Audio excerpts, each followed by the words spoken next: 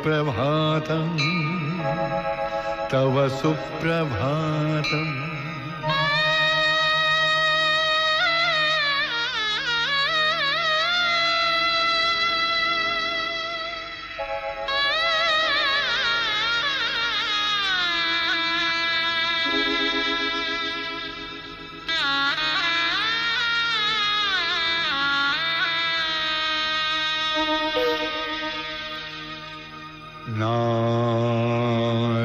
नारायणं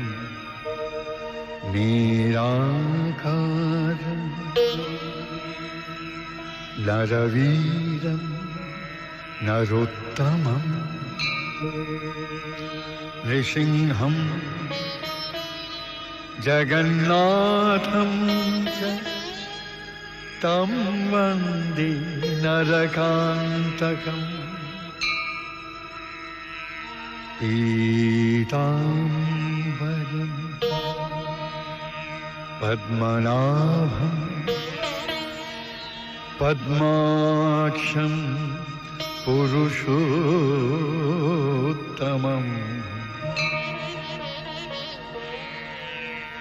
पवित्रं परमानन्दं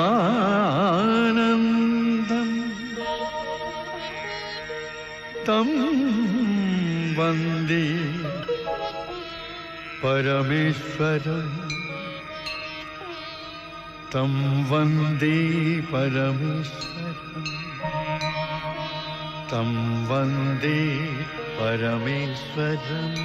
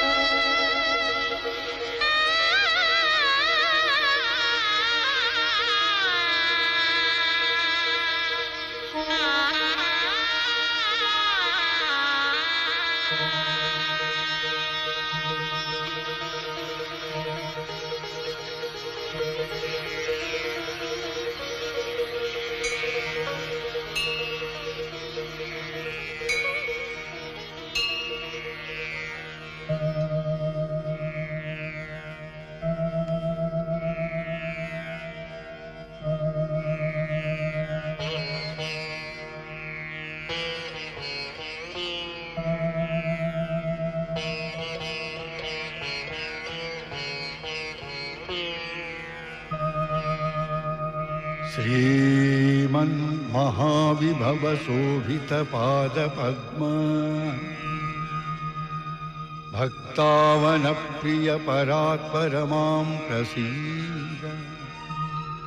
पापौघनाशनापदो प्रणार्तिहार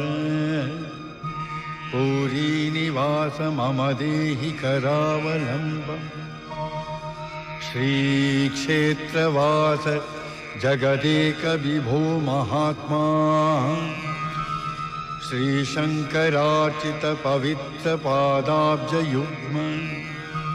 पादानतार्ति जनपालन बद्ध दीक्षा पुरीनिवास मम देहि करावलम्बम् नीलाचलेश निगमागम मंत्रभूष नीरन्ध्रसान्द्रतट निर्मल भूनिवास पार्श्वे भयस्तसुरसन्निभ भूसुराढ्य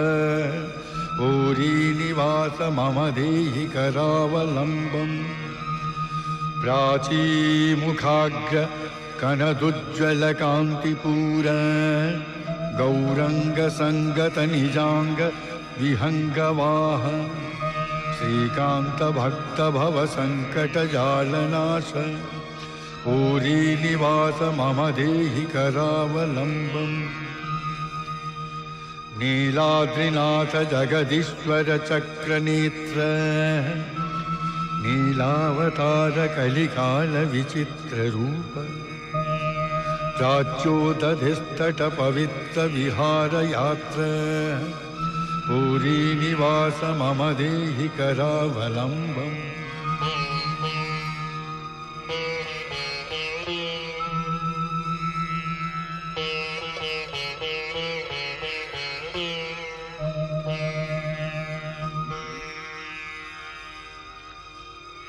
श्रीक्षेत्रनाथ जगदीश्वर चिद्विलास प्राच्योदधिस्तट समीप निवास शौर्य बंगोपसागर तट सैकत सीकरस्थ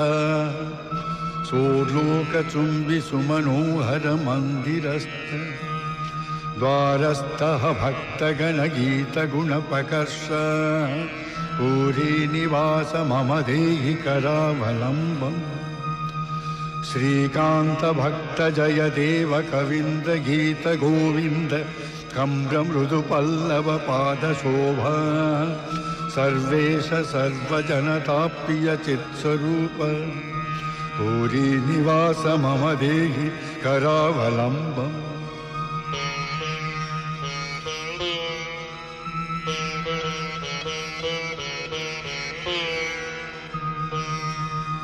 लक्ष्मीपति कमलनाभ निजावतार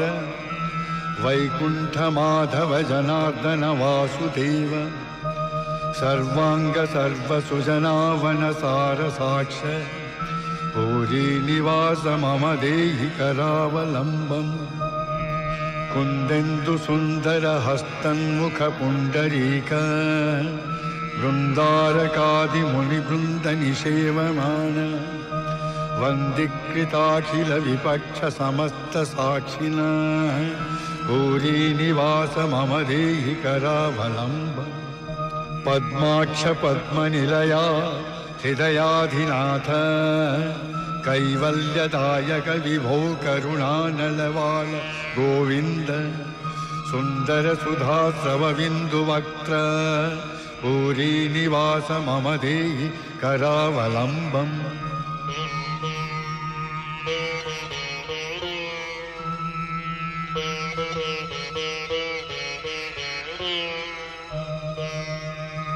संसार घोर गहने चरितो सुरारे कामादि षड्रिपु निपीडित देह यस्ते त्वत्पाद पद्मयुगली शरणागतस्य पूरी निवास मम देहि करावलम्बम्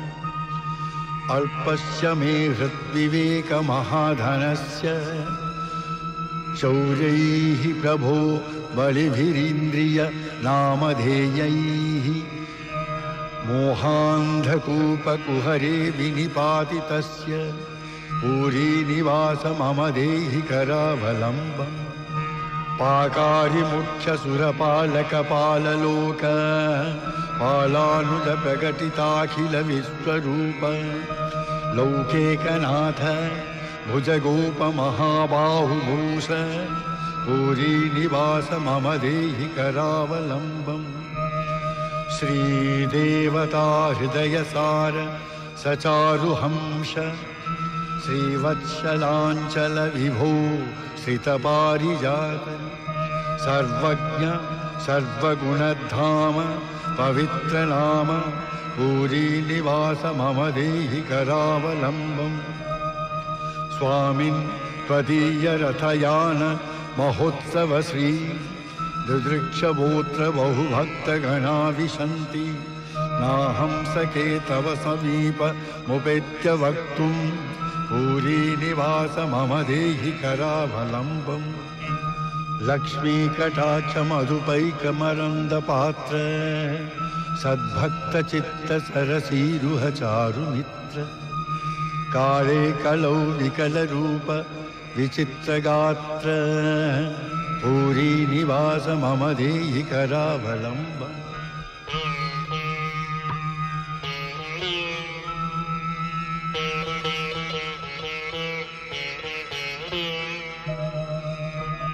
वंदे भवन्तम् अहम् अन्यहम् अल्पबुद्धिः त्रैलोक्यनाथ भवनाटक सूत्रधारिन् मूर्तित्रयैक विलसस्तुम् अनोमनोज्ञा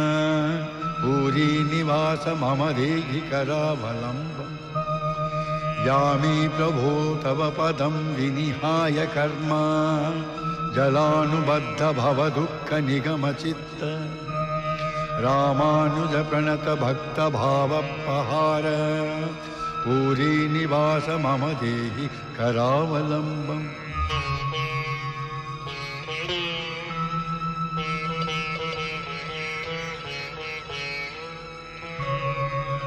जगन्नाथ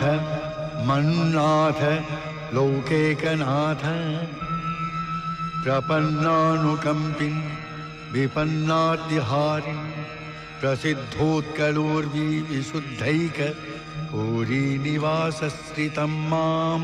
नितान्तं प्रसीद। अनेके वदन्ति प्रभूतामुनादिम् अनन्तं महान्तं जगज्जालहेतुम् अणोरण्यनीयां शमन्तर्विलीनं भवेत्कः समर्थो भवन्तं ब्रुवीतं तदन्यः शरण्यो न कोऽपस्ति पातुम् आवेहीङ्गितज्ञ प्रभो मामनाथं त्वदायत्त चित्तं मुदा त्वां भजन्तं सदा पाहि भक्तं जगन्नाथ पाहि।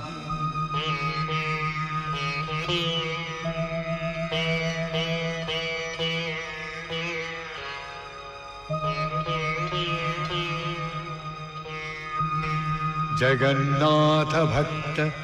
प्रियानाथ नाथ त्रैवेह हृद्य त्रिलोकैकवन्द्य सुभद्रासनाथ प्रलम्बग्नपूर्व प्रसिद्ध प्रभाव प्रभो मां प्रसीद। प्रसीद कृपालो प्रभो देवदेव प्रसन्नान्तरङ्ग प्रभादिव्यकाय भवत्पादपङ्केरुहध्यानमग्नं त्वदेकास्थितं मां जगन्नाथ पाहि। पाहि मां श्रीजगन्नाथ शरणागतवत्सल उत्कलाशेषराज्यश्री रमारमण माधव श्रीपुरी सुरधाम सीमर ममानायास्तु सन्मङ्गलं भक्ताघौघ विनाशकाय जगतां नाथाय विश्वात्मने सर्वेषां शुभमस्तु तत्र वसतां तद्यात्रिकालां जगन्नाथस्तोत्रमिदं प्रकृष्टफलं भूयाज्जगच्छेयसे। तव सुप्रभात मुरुचक्रलोचन वसुधामरादिवरभक्तपोषण गजराजपाल घननीलमाधव दरहासपुण्य मुखकान्तिवैभव।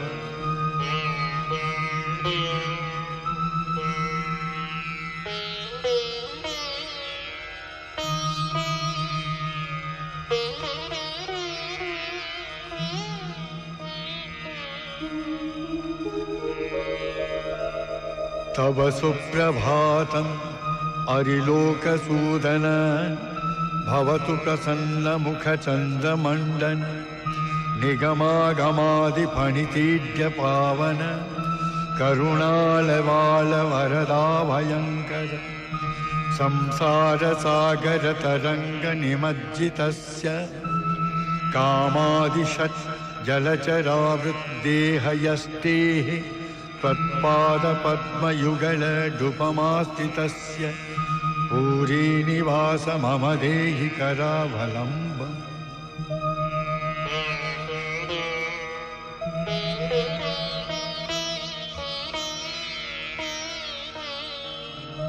कर्ता लक्ष्मी सहस्रस्य भोक्ता निद्रा फलहरेः साक्षी क्षेत्रमाहात्म्यस्य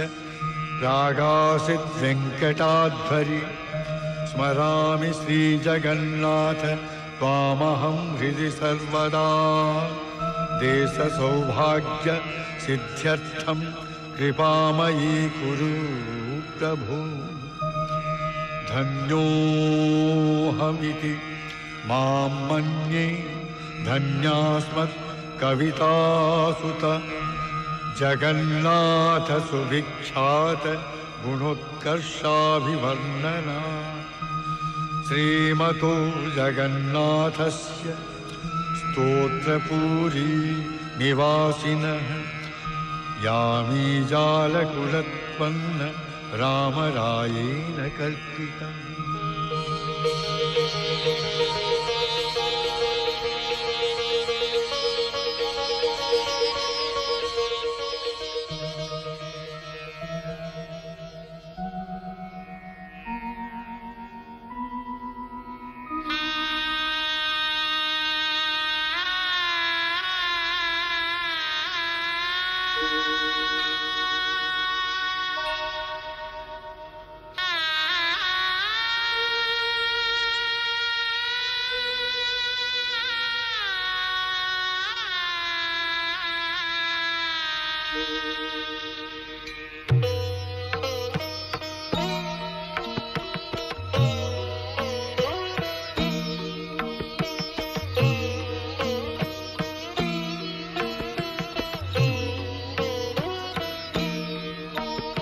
परं ब्रह्मभूतं वरिष्ठं शरण्यं जगत्कारणं विश्वरूपं वरेण्यं दधानं हि सव्ये करे चारुवेणुं दधानं हि सव्ये करे चारुवेणुं जगन्नाथ देवं प्रभाते स्मरामि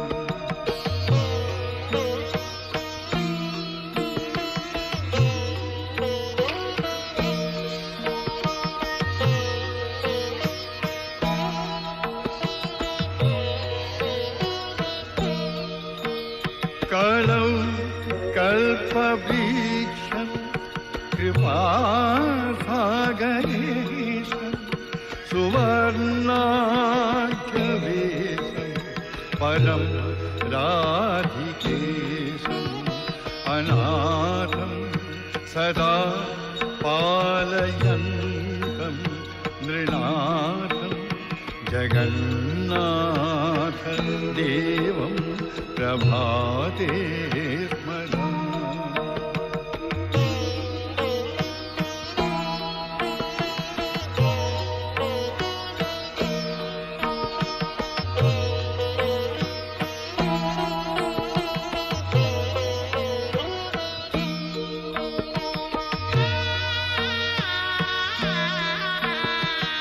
सुधाम्नो मनो वासना पूरयन्तं सुरेन्द्रादिदेवैः सदा स्तूयमानं कटिशोभनं धारयन्तं दुकूलं जगन्नाथ देवं प्रभाते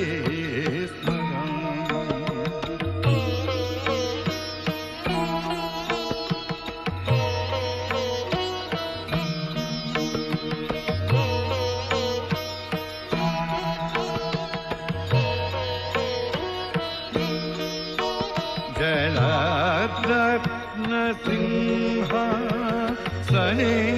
संलसन्तम्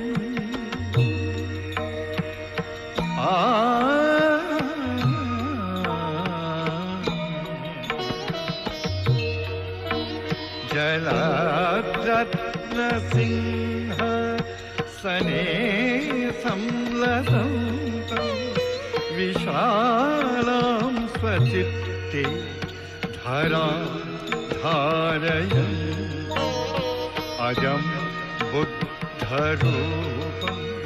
रमेशं नरेशम् अजं बुद्धरूपं रमेशं नरेशं जगन्नाथ देवं प्रभाते स्मरामि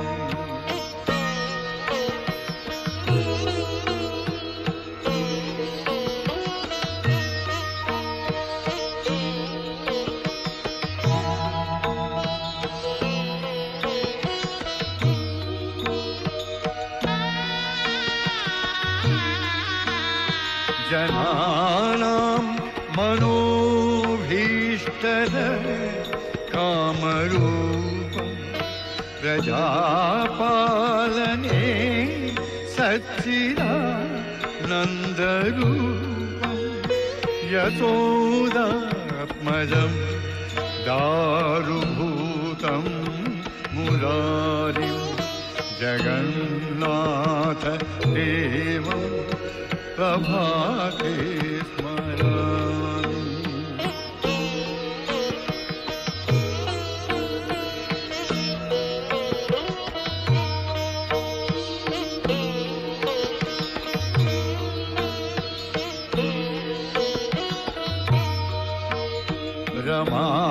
रमावल्लभं शान्तमूर्ति सुरेशं रमावल्लभं शान्तमूर्तिं सुरेशं प्रभानिर्जितेन्दुं स्फुटत्पद्मनेत्रं सरोजाननं पुण्यदं पुण्यवासं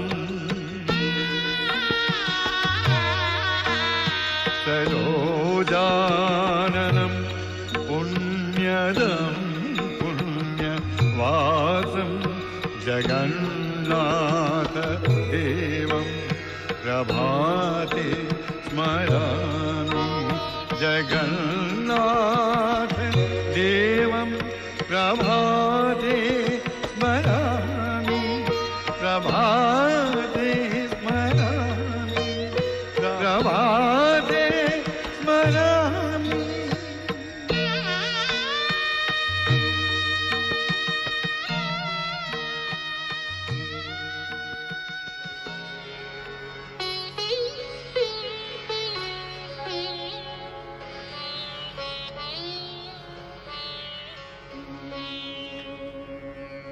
हर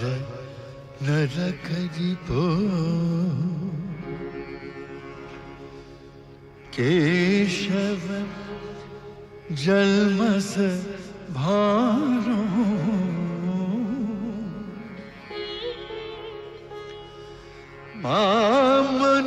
मामनुकंपय